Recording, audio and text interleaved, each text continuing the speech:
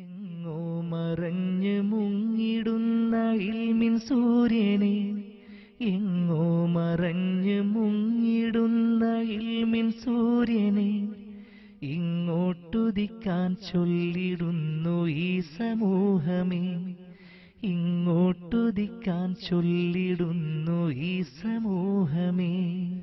എങ്ങോ മറഞ്ഞു മുങ്ങിടുന്ന ഇൽമിൻ സൂര്യനെ, എങ്ങോ മറഞ്ഞു മുങ്ങിടുന്ന ഇൽമിൻ സൂര്യനെ ഇങ്ങോട്ടുദിക്കാൻ ചൊല്ലിടുന്നു ഈ സമൂഹമേ, ഇങ്ങോട്ടുദിക്കാൻ ചൊല്ലിടുന്നു ഈ സമൂഹമേ.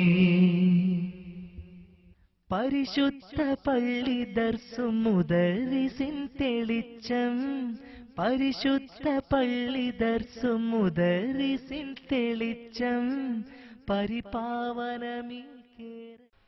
സ്വപ്നസഞ്ചാരിയുടെ ഹൃദയം തൊട്ടുണർത്തുന്ന പ്രകൃതിയുടെ ഈ കാഴ്ചകൾ തെക്കുംപാട് എന്ന ഗ്രാമത്തിൻ്റെതാണ്. മാടായിപ്പുഴയുടെ രണ്ട് കൈവഴികൾക്കിടയിൽ വീണുകിടക്കുന്ന പ്രകൃതിയുടെ വശ്യതയാർന്ന ഒരു തുണ്ട് ഭൂമിയാണ് തെക്കുംപാട്. കണ്ണൂർ ജില്ലയിൽ മാട്ടൂൽ ഗ്രാമപഞ്ചായത്തിൽ 6 തെങ്ങിനും 1000 തെങ്ങിനുമിടയിലാണ് ഈ പ്രദേശം. ഏകദേശം 2 കിലോമീറ്റർ നീളവും 250 മീറ്റർ വീതിയും മാത്രമാണ് തെക്കുംപാട് ദ്വീപിനുള്ളത്. 5000-ലധികം ജനങ്ങൾ തിങ്ങിത്താമസിക്കുന്ന മുസ്ലിം ഭൂരിപക്ഷ പ്രദേശമാണ് തെക്കുംപാട്. പുഴയെയും തെങ്ങിനെയും ആശ്രയിച്ച് ജീവിച്ച ഈ ജനത ഇന്ന് ഉപജീവനത്തിനായി ഗൾഫിനെ ആശ്രയിക്കുന്നു.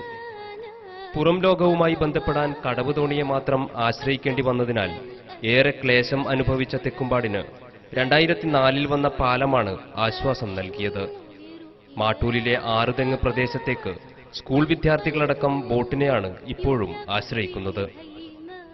തെക്കുംപാടിന്റെ സുബഹിയും മഗ്രിബും അള്ളാഹുവിന്റെ അനുഗ്രഹത്താൽ നയനാനന്ദകരമായ ദൃശ്യഭംഗി പകരുന്നു. പുഴയും തെങ്ങും വിരുന്നുപക്ഷികളും ഈ ഗ്രാമത്തെ വിശുദ്ധിയുടെ താഴ്വരയാക്കുന്നു.